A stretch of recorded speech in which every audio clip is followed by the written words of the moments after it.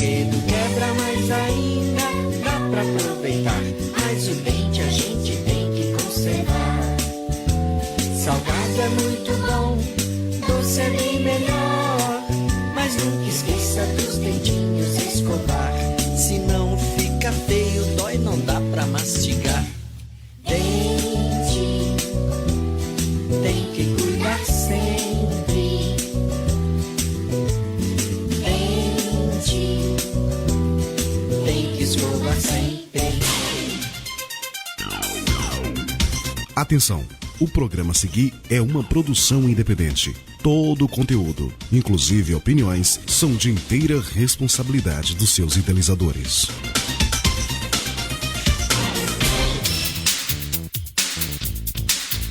No ar, JF Cast, seu programa de saúde e bem-estar associado a um bom bate-papo, promovido por nossa equipe de podcast da Associação Joelísio Fraga Mieloma Múltiplo. Agora JF Cast, com Joelísio Fraga.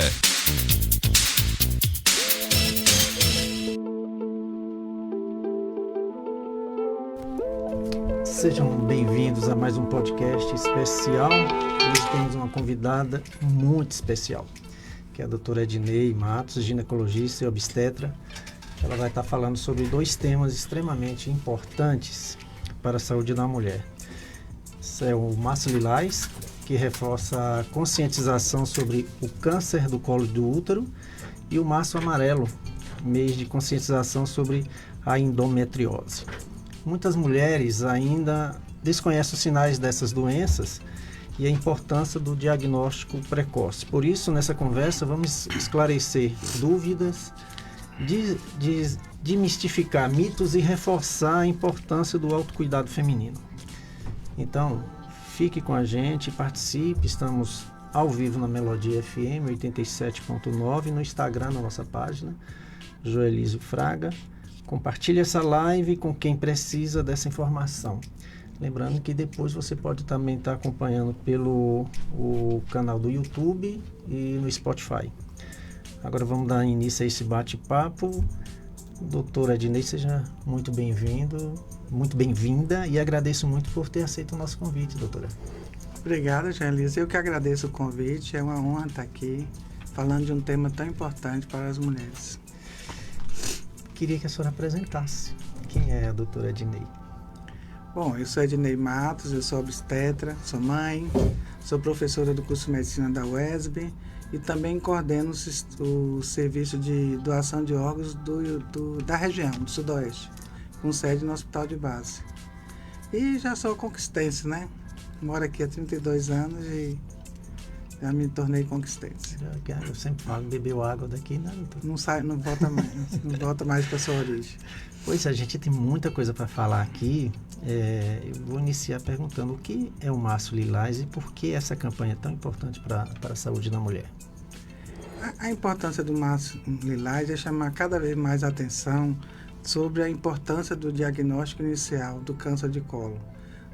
Todas as patologias hoje a gente está dando enfoque um mês para reforçar essa necessidade de você procurar o ginecologista, fazer o exame, porque você pegando na fase inicial tudo tem tratamento e tem cura. Não se admite hoje mulheres com menos de 30 anos estão morrendo por câncer de colo de útero. Então, e chamou a atenção que uma das maiores causas de óbito de mulheres em idade reprodutiva até 30 anos de idade é o câncer de colo do útero. Então isso não pode acontecer, então a gente reforça. Mas também não é só o Março Lilás, é o ano todo.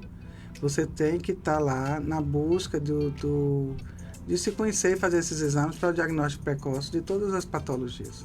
Pois é. O câncer do colo de útero é um dos mais comuns entre as mulheres. Qual o papel do ginecologista na prevenção e no diagnóstico precoce? Justamente, é o exame físico, né? Hoje você tem que fazer esse exame, fazer o preventivo, que é o Papa Nicolau e a colposcopia, identificar aquelas lesões que são suspeitas e biopsiar, para ter um tratamento inicial. Então já diagnostica inicial, então a importância de estar pelo menos uma vez ao ano no ginecologista. Certo. Quando a senhora recebe uma paciente com um câncer no colo, a senhora encaminha para um oncologista? Como é que é feito esse procedimento com essa paciente, doutor? Olha, a paciente do câncer de colo de útero, eu também trabalho com cirurgia oncológica, às vezes eu opero Sim. também. Mas quando alguns casos, a maioria, a gente precisa caminhar para o atendimento para o SUS. Então, a gente fazendo esse diagnóstico, tem alguns serviços nas cidades também que você precisa. Então, eu só faço a parte cirúrgica. Sim. Mas você precisa dar acompanhamento também com o oncologista clínico, para ver se precisa de alguma terapia coadjuvante, porque após a gente fazer o estadiamento dessa doença, a gente vai ver se precisa ou não fazer uma radioterapia, uma quimioterapia. Sempre inicia com a ginecologista, né? Sempre é o ginecologista, sempre é o exame preventivo. Sempre descobre. O exame do Papa Nicolau ainda é o principal método de rastreamento. A partir de que idade ele deve ser feito e com que frequência? Iniciou a vida sexual, tem que fazer. As mulheres, boa parte, só procura o ginecologista para fazer uma avaliação se ela tiver alguma queixa ginecológica.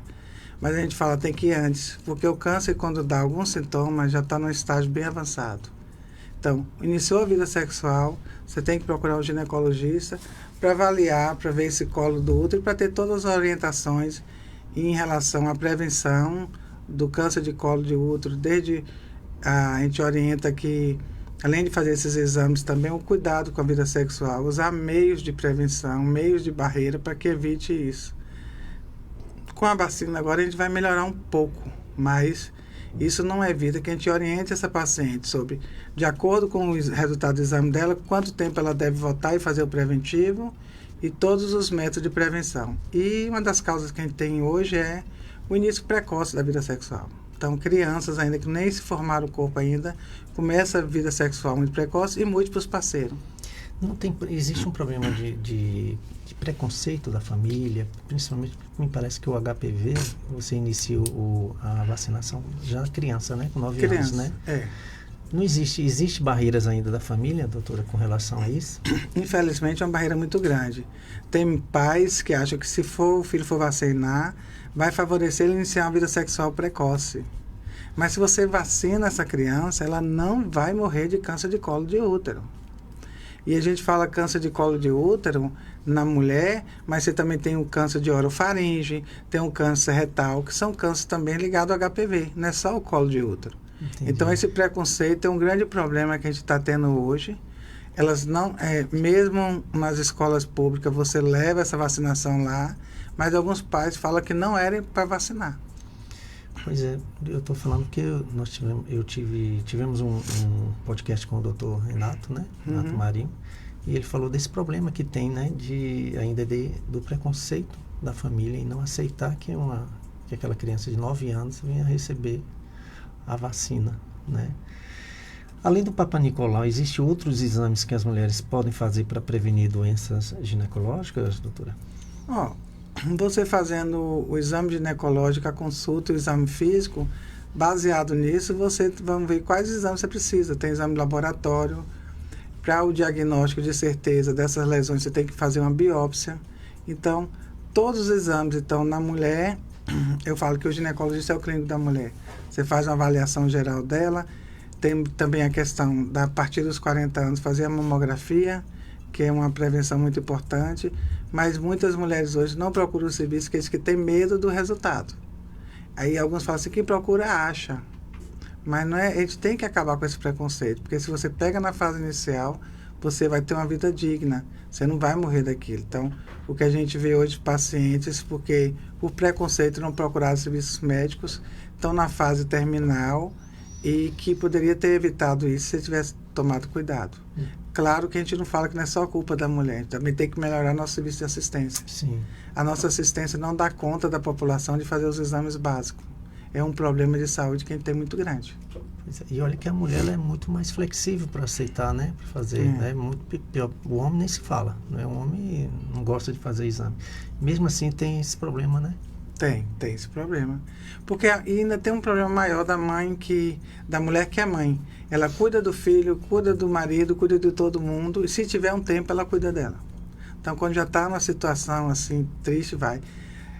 Tem hora que eu falo com as pacientes, eu falo assim, eu não vou fazer o exame porque eu tenho medo do resultado. Eu falo assim, bora fazer uma visitinha na casa do câncer? para você depois você me responder isso, porque... Você fala a casa de um Carminha? A casa de Carminha, a casa do amor. Sim, ela teve aqui, nossa, ela... Não, Carminha é fora de série. É abençoada. É abençoada. Então, assim, você vê gente lá, porque por questão de preconceito, claro, que teve muita gente, o problema foi falta de acesso. Então, a gente não vai culpar a população, você teve isso porque você não cuidou. Ela não teve acesso, e você sabe que financeiramente hoje, para a saúde, você... manter, ainda ter uma saúde particular é difícil. A população, a maioria da população não tem como fazer isso. Então, elas não tiveram acesso, mas outros teve acesso, teve o diagnóstico inicial e foge. Eu trabalho com saúde suplementar e eu vejo, às vezes, no consultório, pacientes que eu tenho que ligar, volta, seu exame deu problema, vem aqui, a gente precisa resolver. E não fica com medo de pegar, diz que tem medo de buscar o resultado. A senhora atende no SUS também, né? Atendo no SUS, na UESB. Na UESB. Quais são as principais limitações para se fazer um tratamento adequado utilizando o SUS, doutor? Hoje a gente tem a questão a gente tem uma problemática hoje de marcar cirurgia. Então, a quantidade de médicos do município que é credenciado para fazer a cirurgia é muito pouco, ele não atende a demanda. Sim. Isso é um problema seríssimo. A biópsia, até a paciente conseguir fazer uma biópsia é difícil, porque após você só consegue encaminhar com o resultado diagnóstico anatopatológico. Então, você não tem essa população. Recentemente, a gente teve problema aqui com fazer o tratamento de quimioterapia e radioterapia. Porque só tem um aparelho credenciado de radioterapia aqui, ele estava quebrado. Então, imagine, se pegar esse paciente que é daqui ou da região circunvizinha e ter que enviar para Salvador. É um transtorno. Então, é muita coisa. A gente precisa melhorar muito nossa saúde pública. Eu falo que a saúde pública é complicado e a gente não consegue, ninguém vê, nenhuma gestão resolver plenamente esse déficit que existe. Olha, Conquista, ele abrange 86 municípios, né? Então vem gente dessa região toda para cá. E norte de Minas. E norte de Minas, pois é. E não suporta mais. Não né? suporta. Com a estrutura que tem, né? E com a deficiência de que, né? Infelizmente. Hoje, tem uma coisa importantíssima, que é assim, a gente vê a questão de não atender, mas hoje o que acontece? Você tem mais gente inscrita no cartão do SUS, como fosse Conquista, do que a população. Tem mais de 1 milhão. Então assim, você está atendendo a demanda de outros municípios que não cumprem seu serviço e vem para a Vitória da Conquista. Claro que é uma cidade de referência, a terceira maior cidade, mas tem essa questão de fornecer e fazer o cartão do SUS como seja daqui. Então, você tem a questão do dinheiro público que vem destinado para isso. São várias dificuldades que a gente precisa resolver. E também a gente não vai, mesmo às vezes sabendo que não é do município, a gente não vai dizer para esse paciente, a gente não vou lhe atender, se vire e volte para lá. Não é. Não pode, e aí né? não consegue atender a demanda. É complexo demais, né? É, muito complexo. A infecção pelo HPV está diretamente ligada ao câncer do colo de útero. Como a vacinação contra o HPV ajuda na prevenção e quem deve tomá-la? Todo mundo. Todo mundo, né? São raras as contraindicações. Na verdade, a vacina deveria ser fornecida até os 45 anos de idade às mulheres. Mesmo aquelas que já iniciaram a vida sexual, porque não quer dizer que todo mundo já teve contato com HPV, mas a causa do câncer de colo do útero, 99,9% é o HPV. Não só colo de útero, como de reto também você tem uma incidência alta e, como eu falei, de orofaringe. É uma incidência muito alta desse câncer. Então, a gente precisa ampliar essa vacinação, ver com o governo para fazer isso ampliar, porque você vai prevenir. Então, se vocês verem que o custo para tratar esses pacientes é muito maior do que você comprar vacina, verdade, a gente vai ter uma melhora. Então, a gente fala vacine, porque se você vacinar, você não vai ter o câncer de colo do útero. Você tem menos de 1% do câncer que não é ligado ao HPV, mas são casos raríssimos. É o raro do raro. Então, a nossa incidência é essa daí. A gente tem uma população morrendo porque não quer vacinar. E não pode. Nossa, é um problema. Ô, doutora, pode ficar à vontade. Nós temos um problema seríssimo, principalmente com o paciente com mieloma, que com um simples exame que chama eletroforese de proteínas, custa em média de R$7 pelo SUS, 10. né? E ele poderia evitar muito problema, né? Isso que a senhora estava falando aí. Então, um investimento baixo, evita de ter um gasto muito maior, né, futuramente, né, no tratamento. Agora, falando um pouquinho da endometriose, doutor, o que é endometriose e por que muitas mulheres demoram tanto para receber o diagnóstico? Endometriose é um problema de saúde pública seríssimo hoje. É o maior causador de infertilidade. O problema é o diagnóstico, igual você falou. A mulher, até ser diagnosticada, ela levou 8 anos da doença. E quando você, por falta de acessibilidade e desconhecimento, porque ainda tem aquele histórico o que é endometriose? É a implantação de células de dentro do útero, fora do útero, ou na musculatura do útero, e que vão dar lesões inflamatórias, que vão causar aderências, e formar algumas tumorações endometrióticas que dão dores. Então, esse diagnóstico, o que a gente tem um problema maior? A paciente já começa com aquela cólica que é progressiva, é uma cólica que ela é incapacitante, mas o povo tem ainda aquela cultura, não, quando casar essa cólica passa. Ainda tem isso até hoje, hein? Oh, meu Deus. Que antigamente, tem uma relação histórica, você tem que ver que tem uma relação histórica, porque antigamente as mulheres casavam novas e pariam novas. Então, o fato de você engravidar e ficar 8 meses ou 9 meses grávida, sem menstruar, mais o período que você amamentava, 1 ano, 2 anos sem menstruar, isso é o melhor tratamento, é você manter a mulher sem menstruar. Então, realmente resolvi o problema. Então, ela mal terminava a amamentação, já engravidava, era vários filhos. Então, culturalmente, você tem um porquê disso. Então, não é uma coisa que criou. Não, tem fundamento, né? Tem um fundamento disso, que antigamente era assim. Mas, hoje em dia, o que acontece? A mulher primeiro vai estudar, vai ter sua qualificação e vai começar a parir a partir dos 30 anos. Aí, se você vê, isso são várias menstruações e está relacionado ao ciclo menstrual. Sim. Então, você tem que interromper essa menstruação. E outro preconceito também que a gente tem com as jovens. Que a gente vira para o pai e fala, a gente vai tem que interromper essa menstruação dela. E o que vai ser? O que é menos hormônio é um contraceptivo. Ah, não. Se for usar, ela vai começar a ter vida sexual precoce. É o mesmo preconceito também que vem da vacina, do HPV. Então, e fica. E também as questões que, na fase inicial, principalmente nas pacientes virgens, é difícil o diagnóstico. Você não tem lesões visíveis ao exame de imagens.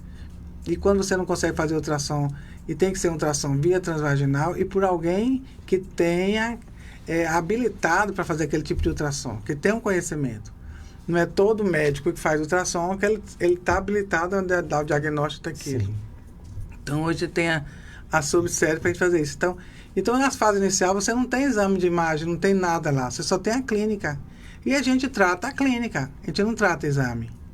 Então, isso vem piorando, essa demora, é um processo inflamatório, vai dando inflamação, vai dando aderências e obstruções das vias dos canais, principalmente das trompas, a alteração dos ovários, que você destrói os ovários quando você chega a uma fase avançada, intestino. Então, é uma doença muito séria hoje em dia e a gente precisa chamar a atenção também, e a questão da acessibilidade do diagnóstico é o nosso maior problema. É geral. É geral. Infelizmente é um problema. Eu já tive pacientes que eu já peguei na rede privada. Falei, olha, tem que usar o contraceptivo, homem, 13 anos. Não, eu posso lhe dar um outro hormônio que não é anticoncepcional, mas é uma dose imensa de hormônio. E se eu tenho hoje uma dose baixa, a gente tem medicações hoje no mercado que chamam de Enogest, que você usa e que realmente controla. Que a gente vai melhorar a qualidade de vida, porque a qualidade de vida de uma paciente com endometriose é terrível. É uma paciente que tem dor, ela sente muitas dores em todos os períodos, ela tem a vida dela sexual muito atrapalhada, a vida reprodutiva também. É todo um contexto social. Então, a gente tem que cuidar disso antes que chegue um estágio tão avançado. Entendi. Eu já tive paciente com endometriose na pleura. Que incrível, Pode né? ter em qualquer lugar, porque não cuidou. Meu Deus do céu. Quais são os principais sintomas da endometriose e como diferenciá-los das cólicas menstruais comuns? A endometriose é uma dor, realmente uma cólica muito intensa, e ela é progressiva. ela vai cada vez mais, vai piorando, vai aumentando essas dores. São as dores mais incapacitantes, aquela que a paciente vomita muito, ela não consegue ir para a escola, ir para o trabalho, fazer isso. A vida sexual, ela sente muita dor. Fica totalmente limitada, né? Fica extremamente limitada. E é progressiva. A cólica comum é aquela coisa que não vem nem todo mês, uma vez ou outra. Você toma um analgésico simples, passa aquela dor, e ela não lhe incapacita de fazer suas atividades habituais. Então, sua atividade diária você mantém. Mas a endometriose não. É uma dor, e às vezes o paciente sente dor ao urinar, sente dor ao defecar, em fase mais avançada. Então, é um quadro mais agressivo e que esses analgésicos comuns não melhoram essa dor. Não resolve. Não resolve de jeito nenhum. Meu Deus. Ela pode afetar a fertilidade? Como é feito o tratamento para quem deseja engravidar? Primeira coisa, né? Teoricamente toda mulher quer engravidar um dia. Sim. Então, você dá o diagnóstico inicial e o tratamento é suspender a menstruação. Ela tem que suspender a menstruação, ela tem que esquecer de menstruar. Ela só vai menstruar no dia que ela quiser engravidar. E mesmo assim, esse período para ela engravidar não pode ser um período mais do que 6 meses sem contracepcional, porque piora essas lesões. O problema da endometriose é, como eu lhe falei, ela agride o ovário, ela destrói os ovários algumas vezes, destrói todas aquelas células, os ovócitos dela, né, que ela vai... Então, ela destrói, já tem aí essa questão. Destrói as trompas, que obstrui, as trompas obstrui totalmente, não tem como você, por vias naturais, engravidar a maioria das vezes. Tem alteração no útero, na parte interna do útero, que dificulta a implantação. Às vezes ela é engravida, mas o bebê não fica dentro do útero. Sim. Então, essas consequências são as maiores. Então, a gente orienta, não menstrue. Quando você for querer engravidar, tem que tentar logo induzir. E essas pacientes que você não consegue por ter problemas nos ovários, principalmente endometriose ovariana, hoje o que você faz? Você capta esse óvulo e faz a inseminação in vitro, que é outro problema, que é caro. Sim. Pelo SUS tem, mas você entra numa fila que você leva muitos anos para conseguir e olha lá se consegue. E fora disso é caro. E algumas mulheres hoje, quando ela tem uma condição, a gente orienta que ela, logo cedo, ela preserve esses óvulos dela. Deixe preservado para quando ela quiser engravidar, ela ter lá. Porque os nossos óvulos são da nossa idade. Sim. Então, a gente tem essa desvantagem em relação ao homem, né? Então, à medida que a gente envelhecendo, ele vai envelhecendo junto e diminui a capacidade de engravidar, tudo isso. Então, é um problema sério de saúde pública. Meu Deus do céu. Além da cirurgia e do uso de hormônios, existem outras opções de tratamento para aliviar os sintomas da endometriose? Sim, a dieta, atividade física, a gente pegar uma dieta não inflamatória. Hoje em dia, a gente evita esses alimentos com muito condimento, né? O fast food. Então, são pacientes que a gente orienta, tira o açúcar branco, tira o trigo branco, não coma fast food, não coma embutidos, que você vê uma melhora acentuada dessas pacientes. Ajuda muito a dieta, porque hoje a gente só come porcaria, né? Ninguém come mais uma fruta, uma verdura, né? E até porque é caro, né? E agora tudo mais caro ainda, né? Tá tudo ficando caro, tá complicado. Ô, doutora, tem uma seguidora aqui no Instagram que está perguntando: boa tarde, minha filha, quando menstrua, ela sente muita dor. O que será? É um sinal. Se é uma coisa incapacitante, vai piorando. É isso que eu estou falando. Hoje a gente está cada vez mais diagnosticando endometriose em adolescentes e novas. Aí tem que pesquisar. E a maioria das vezes que a gente faz é isso, só suspender a menstruação um período e observa. E acaba sendo esse o diagnóstico, porque a fase inicial, o diagnóstico é muito difícil. Porque o que acontece, velho? A gente acaba tratando um sintoma dessa paciente. Ela tem uma menstruação que é incapacitante, dói muito, então bora suspender essa menstruação para melhorar. Porque para você ter um diagnóstico de certeza, seria fazer uma videolaparoscopia com procedimento cirúrgico. Sim. Para ver se tem lesões e biopsiar. Mas se eu posso fazer um teste terapêutico, que a gente chama, suspende essa menstruação, melhorou, a gente já tem uma incidência alta que seja. Então, não precisa submeter um risco cirúrgico, eu só vou lá abrir, olhar e ver, ó, tem isso, e o tratamento é o mesmo, não vai mudar o tratamento. Entendi. A não ser que ela já tenha algumas lesões que seja indicação cirúrgica, mas a cada dia a gente tem operado menos ainda paciente com endometriose. Ela tem 16 anos. Pois é. Novinha, né? Novinha. É suspender a menstruação mesmo. Pois é, Thelma, está aí o recado da doutora. Onde é que esses pacientes te encontram aqui em Conquista, doutora? Eu atendo na UESB.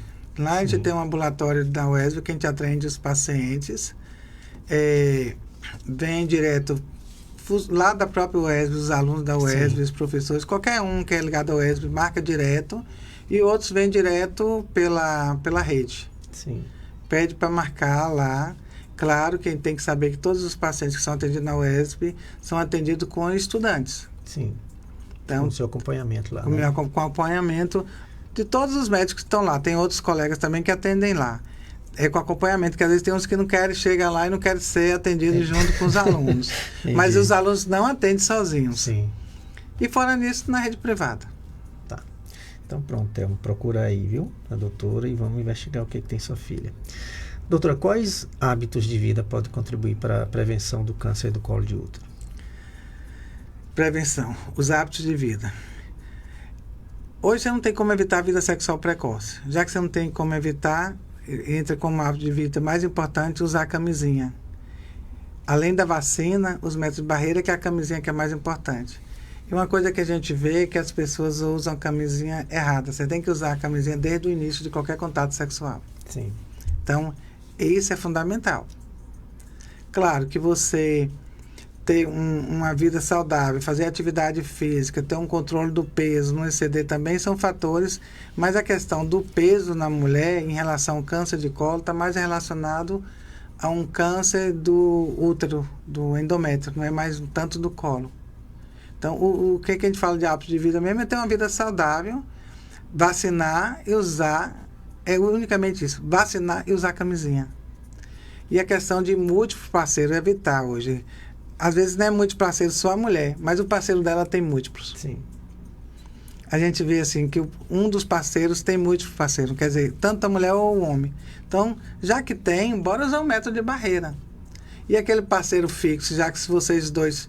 E também uma coisa que eu vejo, é o seguinte, a mulher, eu estou falando da mulher porque eu cuido da mulher, ela começa a namorar com um cara, aí, bora, tá namorando, é sério, aí, bora tirar os métodos todos, a camisinha.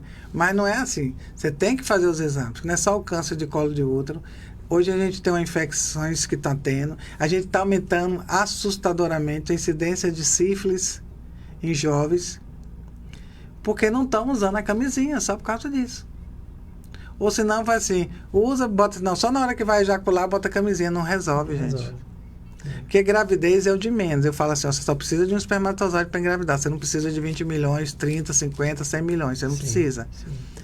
E a incidência a gente está tendo alta de sífilis. Aí quando você fala do câncer de colo de útero, a gente também tem uma incidência alta de câncer de pênis, para HPV. Não é só a mulher, não. Então, a mulher na fase inicial você ainda cuida, mas imagine um câncer de pênis que você tem a amputar. É uma das consequências também. E a população hoje, os jovens, eles acham que nada pega ele. Verdade. Ele não vai ser contaminado por um HIV, Verdade. por um HTLV, por sífilis, e que uma verruguinha não é nada. Então, é cuidado com a relação mesmo e usar método de barreira. É a melhor prevenção. Usar método de barreira e a vacina. E saber dizer não, né? E saber dizer não. Porque, segundo o Dr. Renato no nosso podcast, tem uma incidência muito grande com o câncer por sexo oral, né? É isso de orofaringe oral. É isso que eu estou falando, tanto no homem quanto na mulher. Tem que dizer não. Falar... De garganta, de Pois língua. é. Então, qual é a causa? HPV. Tanto que a gente vira as pacientes, às vezes, a gente tem que perguntar quais são os tipos de sexo. Eu não estou aqui dizendo, você tem que... É errado, não? Não, é o que lhe agrada. Se lhe agrada você e seu parceiro, você pode fazer o que quiser. Agora, a gente tem que ter o cuidado. O câncer de boca, de orofaringe, todos esses que eu estou te falando, é do HPV, porque não cuida. E aí é complicado. Quando o paciente de meloma, doutora, vai fazer o transplante, ele faz uma bateria de exames, que ele não pode ter nenhuma infecção de nada. Não, porque a imunidade está baixa. Pois é, a gente tem que levar laudo de dentista, cardiologista, enfim, né, uma gama. Tem muitos casos de que quando o paciente vai ser investigado por total, está lá com HIV. Muitos. E não sabe que tem. E o Entendeu? HTLV. Nossa, E aí complica ainda mais, porque imagina a pessoa ter HIV e ter o mieloma múltiplo, imagina. Entendeu? Aí já muda. O prognóstico é péssimo. Pronto, pois é, então já muda ali todo o cronograma de transplante dele, entendeu? Então, as pessoas não sabem a seriedade disso. E hoje a gente tem um preconceito muito grande quando a gente fala para o paciente, bora pesquisar as infecções. Não, doutora, mas eu só tive um parceiro e meu parceiro só teve eu. Falei, tem outras formas de transmissão, bora ver, mas só tem um parceiro, começou agora e antes. E hoje a gente tem uma coisa boa aqui em Conquista, que é o CAAV. É o Centro de Atenção e Apoio à Vida, que era o antigo DST, que tirou esse nome pelo estigma, né, que tinha. Parecia que todo mundo que ia lá tinha doença condenado, né? Estava condenado. Então, lá você não precisa de solicitação médica. Você chega lá, eu quero fazer o exame das infecções, e você faz. E é bem conduzido. A gente tem o HIV e o HTLV, que é da mesma família de vírus, que o HTLV é muito mais incapacitante. Hoje a gente melhorou muito, que quem tem HIV você nem percebe, porque você trata e cuida bem. Mas o HTLV é pior, porque ele vai dando alteração da motricidade e com o tempo esses pacientes têm dificuldade de andar. E complica, e várias coisas que atuam na musculatura e tudo. Então, assim, não justifica. Está mais sério que o HIV, então. Não, é mais sério na questão do diagnóstico também, que não faz. E os pacientes não querem fazer. Vou fazer para quê? Eu não tenho nada, não. Ou você pede e não faz, você não pode obrigar. E até para a gente solicitar um exame de uma infecção dessa, aí nós como médico para cirurgia, o paciente tem que querer. Você quer fazer isso, eu vou fazer o pedido. Se ele não quiser, não é obrigação nossa. Agora, no caso, por exemplo, como você falou do mieloma ou de qualquer outro órgão transplantado, paciente transplantado, aí tem que fazer. Não tem essa opção de eu não quero. Não tem jeito. Não tem. Não tem jeito. Você não quer fazer, você pode não querer fazer, mas então tchau. Tchau, seu tratamento terminou aqui. É, verdade. Não tem opção. Ô, doutora, a menina que fez a pergunta, a Thelma, ela disse que já faz acompanhamento contigo lá na UESB. Então você já tá bem encaminhada, viu, Thelma? Ela já faz contigo. Entendeu? Então ainda bem, viu?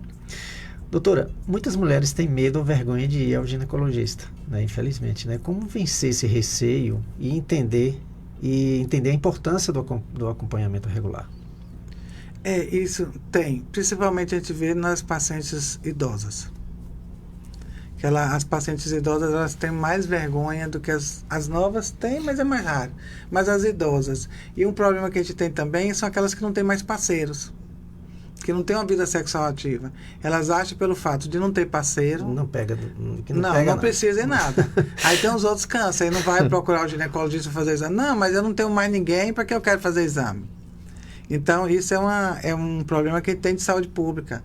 Tem o câncer de mama, tem tudo. Então, eu já estou velha, Não existe velho para isso. Você tem que fazer. Até como eu falei, o ginecologista, ele é o clínico da mulher. Sim. A gente identifica muitas vezes, às vezes chega lá na UESB mesmo, no meu consultório, paciente que era hipertensa, não sabia que era hipertensa. Colesterol altíssimo, está diabética, pré-diabética, e não sabia porque não fez um exame. Então, já na rotina, você já faz uma triagem dos exames básicos para ver isso aí que você tem que fazer, porque até se for usar alguma medicação interfere. Então, vencer isso aí tem que ir. Né? Se você tem muita vergonha de ir num ginecologista homem, porque não tem problema, vai na mulher, tudo igual, a mesma coisa. Eu falo com ela assim, você acha que a gente com tantas mulheres, igual eu já atendi mais de 16.020 mulheres só no consultório, vou lembrar de alguma coisa, como é que é, e é tudo igual, não tem por que ter vergonha, não muda nada. Você tem que fazer realmente, a questão é assim, nós fomos criadas para fechar as pernas. Então o exame ginecológico é um exame que lhe expõe. Primeiro já chega lá e já lhe pergunta a sua vida toda. Quando você começou a vida sexual, quantos parceiros você tem, o que você faz, o que você não faz, se gosta ou não gosta. Então você já começa a expor. Depois vai lá, tira a roupa toda e senta de perna aberta. Uma coisa que você foi a morte a vida toda. Porque se você vê com a criança quando começa, é assim. Quando é uma menina que está sentada, que abre as pernas, que bota a calcinha, vem logo lá a pessoa. olha, bora, fecha as pernas, senta aí. Quando é um menino que tá nu, que já tá mostrando que tem ereção, que alegria, todo mundo chama, vem ver, já é homem. Então, isso já vem uma questão cultural que a gente tem que vencer isso. É muitos tabu. E esse tabu da vergonha da mulher não é só no exame ginecológico, é em tudo, é na vida dela. Eu conheço mulheres que nunca ficaram despidas com sua parceria, porque tem vergonha. De relacionamentos de mais de 20 anos. Meu Deus. Então, existe isso, né? Existe. É raro, mas existe. E assim, depois fala assim, você fala assim, o corpo ideal. O que é o corpo ideal? É você estar bem. Claro que você tem que ter um limite, você não vai ter a obesidade extrema, mas eu falo com as meninas assim, vocês ficam preocupadas de ter um corpinho de manequim, mas tanta manequim rica, bonita, tem um corpão e tá sozinha. Verdade. E você vê uma outra que não seria direcionado ao corpo ideal e tá aí bem com seus parceiros. Então, e feliz, né? E feliz da vida. Feliz. Então não é só o corpo. Então a gente tem que vencer esse preconceito, não tem que ter vergonha, tem que fazer, tem que mostrar. Você está ali com um profissional que não vai sair dali aquilo que você falou. Mesmo na UESP, como eu lhe falei, que lá a gente atende com alunos, aquilo não sai dali, ninguém vai saber. Sim. Até porque se existir alguma coisa disso aí, ele é penalizado, pode ser até expulso do curso. Então, existe essa questão ética que é ensinada desde o início. A primeira aula que os meninos têm quando entram na faculdade é ética médica. Eles já entram com isso aí. O que é introdução ao estudo da medicina. O que é? É unicamente ética. Tem um colega, a senhora falando aqui, a paciente chega, precisa ser investigada, como é que foi e tal. Teve um colega seu, aí do sertão, né? Que é um conhecido meu. Ele fez essa mesma triagem com a paciente. A paciente... É de sua conta? Como é que ele ia saber? Ela falou, não vou falar, não é de sua conta eu falar minha vida para você. Então é cultural, né? Não, é cultural. E fica difícil, como é que você vai adivinhar, né? Como é que você vai tratar essa paciente? Não, tem a cultural disso aí, também tem outros assim, você fala assim, mas meu parceiro tem várias outras parceiras. Fala isso, Fala. Ele me disse que eu sou velha, que eu sou isso, tem outras parceiras. Não faz parte da gente dizer se ela vai aceitar, concordar isso, não. Mas a nossa parte de orientação é isso. Poxa, manda pelo menos usar a camisinha lá fora. Já que ele não quer usar com você, que ele use lá fora. Porque a gente tem pego muito câncer por falta do uso do método de barreira. Destacando que o câncer de pênis, isso é para o homem, né? Existe o principal fator é a sujeira, né? A não limpeza. Não é nem a questão da sujeira, é o HPV mesmo. O que acontece é os pacientes que têm fimose ou excesso de pele, que às vezes eles têm uma lesão, não limpa direito, ou eles não conseguem olhar direito, e fica aquele vírus lá mais tempo, quando você vai ver já tem uma lesão acentuada. E acaba amputando, né? Mas é mais a questão de higiene, mas seria mais infecções outras. Sim. Mas aumenta a incidência de câncer por isso, porque ele não limpa direito e ele não vê a lesão. Quando vê, já está avançada. É triste. Doutora, para as mulheres que estão na menopausa, o rastreamento e os cuidados preventivos mudam? Hoje a gente vai ter uma mudança que a gente já começou a pegar, daqui uns tempos, as pacientes que vacinaram. Então, tem pacientes que já são vacinados há muito tempo, você muda, você aumenta o tempo de exames, de fazer o Papa Nicolau, você pode aumentar. E o que o nosso futuro vai ser isso, a gente vai ficar melhor e ter menos incidência, porque aumenta. Mas a mulher na menopausa, ela também tem câncer. E aí a preocupação do câncer de colo de útero, às vezes, se tiver muitos parceiros, eu já peguei paciente com 70 anos com câncer de colo de útero por HPV. Que ela dizia, meu marido é danadinho, doutor. É o raro, mas você tem que fazer. Porque aí também aumenta a incidência de câncer de endométrio e câncer de mama. E tem outras doenças. Então, o rastreamento, o acompanhamento, pelo menos uma vez por ano, tem que continuar. A mamografia, a depender da idade, é anual. A um certo período você pode botar bianual e seguindo direitinho, a depender dos riscos familiares, da história familiar e do risco daquela paciente. Mas a mulher menopausada, ela precisa de um acompanhamento sério também, que tem várias outras coisas, para melhorar a vida dela. Então, não está livre não. Está livre não. Só se ela deixar de ser mulher. Então, como não tem, ela vai continuar indo para o ginecologista. E cuidado com o marido, esse danadinho, né? Pois é. Como é que está o acesso ao Papa Nicolau e a vacinação no SUS? O que precisa melhorar? Precisa melhorar você ter mais acessibilidade, você ter mais profissionais para possa atender essas pacientes, para fazer esses preventivos, porque você não atende a demanda, e ampliar o leque da vacina. A gente precisa ampliar. A gente precisa botar essa vacina até 45 anos. Porque você vai diminuir os custos, na prevenção, você gasta muito menos do que tratar. Sim.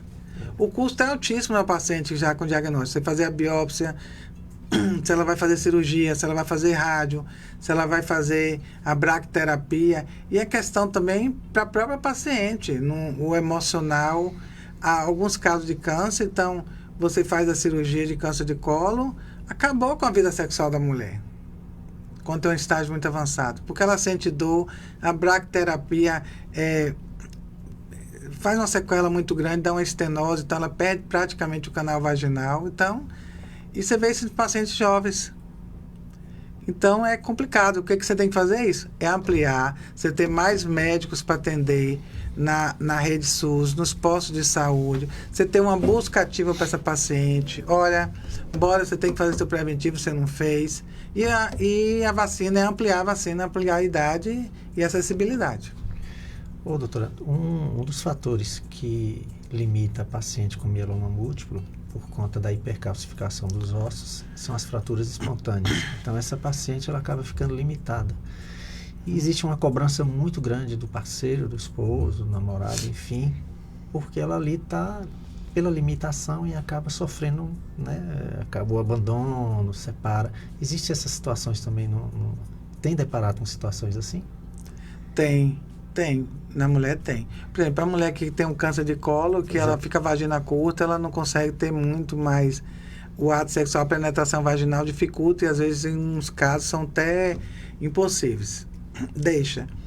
E o homem ainda é muito machista, né? Sim. Não só isso, a gente vê também muito no câncer de mama, que eles abandonam as parceiras, porque aquela parceria que você tem há muitos anos, na hora que você mais precisa, ele tipo, vamos dizer assim, ó, eu já vi casos assim, da parceira falar assim, ele virou para mim e disse que eu não presto mais para nada. Então você já está emocionalmente mal por um diagnóstico e seu parceiro lhe abandona. É complicado. E você vê o contrário, isso não acontece. Não. Ontem eu estava até numa live falando que nós temos caso de ex-esposa, cuidar do ex-marido, botar dentro de casa e cuidar, né? Já não se vê isso do lado do homem. Não se vê isso do lado do homem. O lado dele você vê o abandono. Ele abandona, não é baixo, não.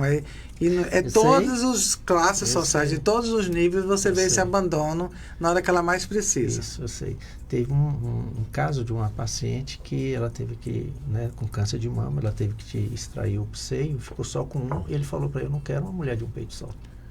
E abandonou ela. Então, imagina como é que fica, porque você sabe que o emocional tem tudo a ver com o tratamento. Tem. Né? Então, ela está ali já com a autoestima baixa, com os problemas de saúde, e ainda abandonada. Né? Isso influencia todo um contexto no tratamento. Vê muito o emocional e a ajuda da família, dos parceiros, que tem uma influência muito grande. Eu já vi casos de pacientes que, pela literatura, não era para estar vivo. Mas ela teve um apoio tão grande, ela tem a fé tão grande ali, que ela está bem hoje. E outros casos que você vê que não é nada e se foi. Verdade. Mas o emocional tem muito a ver. Tem a ver com o sistema imune, né? Você não está bem, seu sistema imune está bem baixo. Claro, no mieloma eu falo porque a gente tem um contato mais próximo com as pacientes com mieloma, a imunidade baixa e o emocional ruim, aí afeta, coitada, né? Fica difícil o tratamento, né? Já complica muito. Ela faz outra pergunta aqui, doutora. Eu queria saber, eu já tive câncer de mama, eu tenho uma filha que eu tenho 28 anos, então ela pode fazer mamografia? Entendeu a pergunta? Entendi. Ela teve câncer de mama e tem uma filha de 28 anos e ela está preocupada com o risco para a filha. Sim. Primeira coisa, a gente tem que saber que idade que ela teve o câncer de mama. Se foi antes dos 50 anos. Segundo, qual o histórico familiar dela de câncer? Você tem um histórico muito grande de câncer, a gente já tem como pesquisar hoje. E se for abaixo dos 50, ou principalmente abaixo dos 40, hoje você tem testes que você faz, diagnósticos, para ver o risco dessa pessoa ter câncer de mama e ovário. Pronto. São caros, mas se tiver saúde suplementar, você faz um relatório, a gente passa pelo geneticista. Mas aí o que vai fazer? Basicamente, acompanhamento ginecológico com ultrassom. Você não faz mamografia em pacientes tão novos. Ou ultrassom, no caso, é uma ressonância. Mas não fica, se ela for um caso isolado, bora só acompanhando aí. Pronto. Então, procura a doutora, viu, Theo? Como as campanhas de conscientização, doutora, podem ajudar a quebrar tabus sobre a saúde ginecológica? A gente reforçar, né? Sempre dar um enfoque. Isso aqui que você está fazendo é muito importante. Que aí você amplia mais. Porque às vezes tem gente que nunca ouviu falar que existia vacina. Sim. Então, quando você bota na mídia, você usa toda essa questão para divulgar, isso facilita muito. Olha, bora, você tem jeito, você tem a vacina, você tem o exame, você tem que fazer o exame, não tem que ter medo do resultado.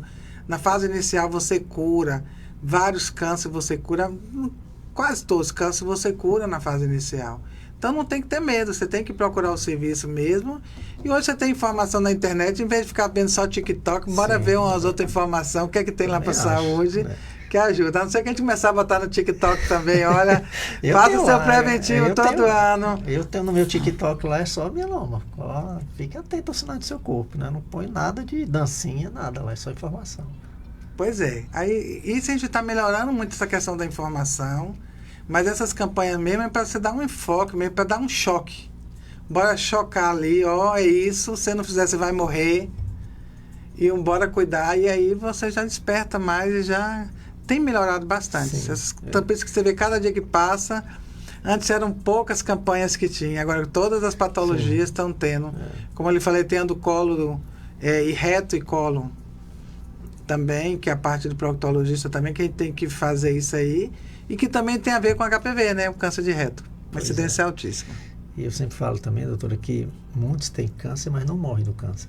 Não, morre do preconceito. Morre do preconceito, né? Infelizmente. Muitas mulheres só procuram o ginecologista quando sentem algum sintoma. Quais os riscos desse comportamento em como incentivar o acompanhamento preventivo? Pois é, você não tem que esperar ter nada para ir no ginecologista. A verdade é essa. Fazer os check-ups, né? Fazer um check-up. E o que elas mais se preocupam é com a questão de uma infecção genital, um corrimento, e às vezes está até relacionado com maus hábitos. Ou seja, limpeza demais e sujeira demais dá corrimento. A obstipação, as pacientes obstipadas, que demoram muito tempo sem defecar, também é uma causa de corrimento. Então a gente já orienta isso aí. Então ela se preocupa mais com o corrimento, que tem alguma alteração. Mas é como eu lhe falei, o câncer na fase inicial não tem sintoma nenhum. Não vai ter nada. Até para ter o corrimento, quando o câncer tiver um corrimento, é que ele já está numa fase terrível, que aflorou e que já está uma lesão lá e que já está aparecendo necrose e tudo, mas não é só esperar ter queixa. Você tem que... Primeira coisa, a mulher para ir procurar o ginecologista menstruou ou está demorando de menstruar, bora procurar um ginecologista. Se está alguma alteração, está muito gordinha, muito peluda, tem aquela alteração de humor e tudo, então você tem que ver o que está acontecendo. Investigar, né? Investigar. Iniciou a vida sexual preventivo. Muito bem. O diagnóstico precoce pode salvar vidas. O que acontece quando o câncer do colo de útero, do útero é descoberto tardiamente? É péssimo, né? péssimo. Mas como eu falei, a qualidade de vida. As pacientes no estágio avançado precisam fazer bracterapia, que é uma radioterapia que você faz com introdução dentro da vagina. Então você tem que botar o equipamento lá.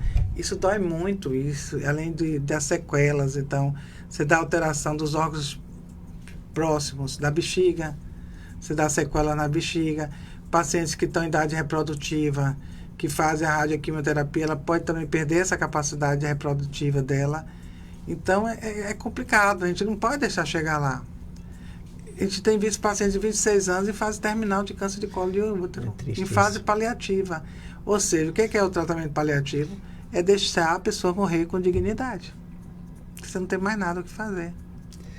Falando nisso, dia 4 nós vamos estar com café primeiro café paliativo aqui em Conquista, lá no SEMAI, dia 4, 19 horas, viu? Estão convidados, faz inscrição, depois está lá no meu site, ou lá no Instagram, tem o link, né, que vocês têm acesso para fazer inscrição gratuitamente, tá bom? Doutora, mais alguma coisa? Não, foi paliativo. Eu lembro, eu tenho um colega de faculdade meu que vem sempre aqui na Casa do Amor com Caminha. Ele acompanha essas questões dos paliativos, dá um suporte muito bom aí. Pois é, não, mas a gente está querendo. E hoje já tem os hospitais. Hoje você já está com essa estrutura, os hospitais, sim. de cuidado paliativo. Sim. Ou seja, é você, o paciente em fase terminal, você dê um cuidado, dê um suporte para ele ter uma dignidade. Não ser abandonado, não é aquilo ali. E às vezes quando você bota o paciente em tratamento paliativo, ele vive muito mais tempo do que está descrito na literatura, do que ele iria viver. Em contato com alguns médicos paliativistas, muitos falam que eles iniciam o tratamento paliativo, mas não morrem. Não morrem. Entendeu? Eu já vi paciente. Salvam eles ali. Aquela questão do paliativo é isso, você está dando dignidade para a pessoa. O que acontece hoje em alguns serviços, até colegas mesmo, você não tem mais jeito. Eu já peguei acompanhando uma paciente num câncer terrível, que pela literatura ela não ia viver nem um ano de ovário, a gente operou ela e ficou... E teve um colega que disse, não sei o que você está fazendo, não tem mais jeito. Eu falei assim, eu acredito nela, e ela tem mais de 10 anos e está viva. Aí, tá vendo? Ela entrou paliativa e disse assim, bora tirar aqui para você não sofrer tanto. Se tiver algum procedimento cirúrgico que a gente possa melhorar, algum tratamento, a gente faz. Mas, como eu lhe falei, ela é tão bem acolhida que aquele paliativo já não é mais paliativo. É verdade. É o suporte que ela não achou antes. Casos, sim. Muitos. Muitos casos de pacientes que estão vivos aí, você fala... E aí a gente pega esses pacientes para eles darem os testemunhos para melhorar os outros. Você vê como ajuda. Então, até que tem de desmistificar isso aí, de que paliativo é fim. É fim, não. Nem câncer, é dignidade. É dignidade. Eu falo que Martinha, não sei se você conhece Martinha, que era uma enfermeira lá do Hospital de Base, que vai estar até na semana que vem aqui com a gente. O pessoal, o paciente, quando vê o jaleco dela, Martinha, paliativista, fala, ai meu Deus. Não quero não. O que você está fazendo aqui? Então tem que desmistificar isso aí. Ô, doutor, existem outras condições ginecológicas, além do câncer do colo de útero, que pode ser prevenidas ou diagnosticadas com exames de rotina? Sim. Todas as doenças, inclusive, principalmente o câncer de mama também. Lesões outras, se você examina... Eu falo, a gente como ginecologista, você tem um acesso melhor que a gente examina paciente despida. Então, eu já vi paciente que a gente diagnosticou melanoma no pé, que ela tinha uma mancha no pé e nunca tinha visto. Então, manchas outras que você vê de câncer de pele, melanoma, outras lesões infecciosas que está pelo corpo que passou despercebida. E de vulva, de pele. Então, assim, todo tipo de lesão, as lesões estão expostas. Também, se fazendo o exame, a gente pede os exames de rotina também, a gente diagnostica outros cânceres de outros órgãos também, a depender da queixa, ou do exame de rotina que você fez. Então, o câncer de ovário também, que o câncer de ovário é um problema sério de ginecologia, porque quando você diagnostica já está numa fase avançada. Então, isso melhorou atualmente porque as pacientes estão procurando exame e a gente está fazendo exame mais precoce e está identificando, diagnosticando e tratando. Sim. Então, não está sendo mais daqueles pacientes chegar já em fase final de você fazer uma cirurgia mutiladora numa paciente jovem em idade reprodutiva. Então, a questão também do risco do colesterol, do triglicérides, de outras patologias, das infecções urinárias de repetição, melhorar a questão que eu te falei da obstipação intestinal. Então, o ginecologista acaba sendo um clínico, então você pode descobrir várias coisas. Entendi. E fazer os encaminhamentos devidos. Lá no sertão o pessoal fala tudologia. Tudologia. Não é? A ginecologista é o clínico da mulher. É clínico, Algumas mulheres têm receios de usar anticoncepcionais hormonais. Eles podem ter alguma relação com o desenvolvimento de doenças ginecológicas? O anticoncepcional ele diminui o risco de você ter câncer de ovário e diminui o risco de câncer de colo de útero também. Por quê? E de infecções genitais. Sim. Porque uma das ações do anticoncepcional é manter o ovário em repouso. Então, se ele vai manter o ovário em repouso, vai diminuir o risco de doenças proliferativas, até a endometriose que a gente falou, certo? Se ele espessa o muco, outro mecanismo de ação é espessar o muco cervical que está na vagina para o espermatozoide não progredir. Então, além dele inibir a ovulação, ele faz isso. Quando você faz isso, você inibe também que doenças e infecções sexualmente transmissíveis, ela penetre pelo colo do útero e vai, porque está espessado. Aí tem gente, eu tenho medo de trombose. O risco de trombose numa gestante é muito maior do que usando anticoncepcional. Então, tudo bem indicado, não tem problema. Então, o contraceptivo hoje é uma indicação muito boa, porque você usa contraceptivo hoje, como eu falei, nas pacientes que não têm vida sexual, para a questão da endometriose, paciente que tem ovários policísticos, para evitar risco de até ter câncer de ovário e controlar o excesso de peso, para a questão de irregularidade menstrual. Então, você faz tudo. Então, tudo bem indicado, não tem problema. Entendi. Como é que as famílias e parceiros podem apoiar as mulheres na busca por prevenção e autocuidado? É cobrar delas, né? Eu vou até levá-las até lá. Então, tem que cobrar. Você precisa... Quando foi que você fez o exame? Às vezes, eu vejo pacientes que são os parceiros que marcaram. Você precisa lá. E chega lá, hoje mesmo atendi vem aqui porque meu marido disse que eu tenho que vir aqui, que eu tenho que resolver minha vida. De tudo, né? E a questão que você falou da mulher menopausada mesmo, coisa você tem como melhorar. Porque a mulher hoje de 60 anos é a mulher de 40 antiga. Sim, a mulher de 70 é de 50. Então, a expectativa de vida a gente mudou. Então, às vezes as mulheres têm medo da terapia hormonal, mas a gente precisa. Tem as contraindicações e as indicações. Porque a gente morre muito mais de problema cardíaco. E a falta hormonal infarta e morre. Mulher infarta e morre. Não é igual homem que infarta 2, 3 vezes, porque tem a testosterona lá para proteger. A maioria, você não conhece. Você conhece alguma mulher que já infartou? Não. E homem, vários. Vários.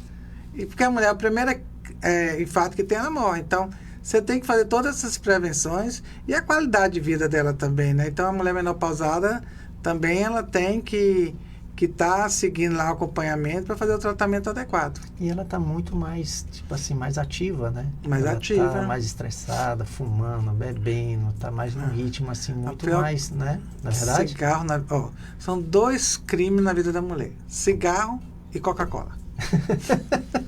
Tá vendo aí, ó? Os refrigerantes em geral, mas esses refrigerantes coloridos no geral são os piores, né? A Fanta laranja, a Fanta uva. Então você não consegue, bora pelo menos um Guaraná, uma coisa assim. E aí acaba com a mulher. O cigarro, então, aumenta o risco de infarto, o envelhecimento precoce. A mulher entra na menopausa até precocemente pela questão do cigarro, tabagismo. E o envelhecimento, a pele fica acabada. Você pode pegar 2 mulheres que fumam da mesma idade, você vai ver que é acabada. Sim. Eu falava sempre assim, era Rita Lee, fumante, e aquela garota de Ipanema. Como é o nome dela, que é da mesma idade, 80 anos. A gente podia colocar Paula Toller. Lembra dela? Lembro, sim, foi da minha época. Pois é, as duas muito diferentes. Então, assim, a gente está vivendo mais. Então, se você não cuida de você com uma boa alimentação, atividade física e uma reposição hormonal, você envelhece. Sim. Se é a falta de hormônio, você fica de mau humor, você briga com todo mundo, você não dorme direito. Então, você tem que se cuidar. Então, não adianta você fazer, não. Aí viram nós, mas eu sou naturalista, eu não vou fazer nada. A gente respeita. Aí tem uns que dizem, eu não vou usar anticoncepcional, dizer que eu sou naturalista, eu não vou prevenir. Eu falei, então, se você quer ser natural, nós mulheres fomos feitas animais, são iguais animais para parir. Então, você vai parir todo ano e amamentar. Você foi feito para isso. Foi feito para isso. Nosso corpo é preparado para isso. Para parir, ter a primeira menstruação, ovulou e engravidar. Né? Então, assim, aí ficou esse naturalismo, aí daqui a pouco começam as complicações, aquela paciente que está sempre de mau humor, que não faz a reposição, está sempre brigando com todo mundo, não dorme direito, já acorda, é complicado. Sim. E a gente a nossa estatística de vida agora, a gente aumentou para mais de 75, Sim, né? Verdade. Então a gente tem que viver com qualidade. Aí aumenta a osteoporose, aumenta tudo. Aumenta tudo de ruim, né? Tudo de ruim. Tudo de ruim. Doutora, para finalizar, que mensagem a senhora deixaria para as mulheres sobre a importância do autocuidado e da prevenção? É isso que a gente tem que se cuidar, né? Não ficar pensando só na família, tem que procurar fazer seus exames, ter uma vida bem equilibrada, comer bem, fazer atividade física, certo? Se cuidar, se arrumar, não pensar só virar aquela dona de casa. E procure seu médico. O ginecologista é só uma vez por ano, gente, já é suficiente, não precisa mais do que isso. Então, tem gente que leva uma vida sem procurar. Quando chega lá, tem situações que você não tem como mais resolver.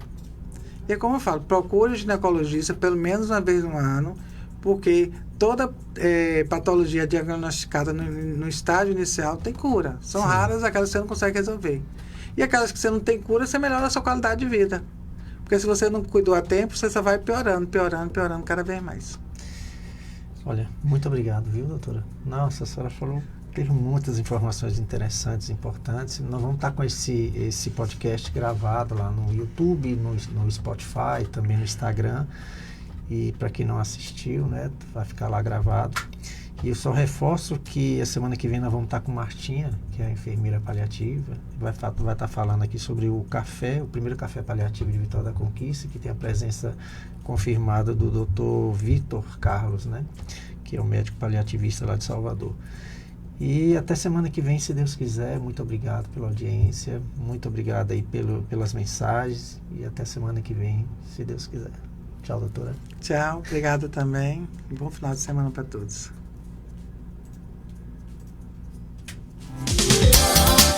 Você ouviu o JF Cast, um podcast produzido pela Associação Joelísio Fraga Mieloma Múltiplo. Saiba mais no Instagram, @Joelísio_Fraga. No YouTube, AJFMM.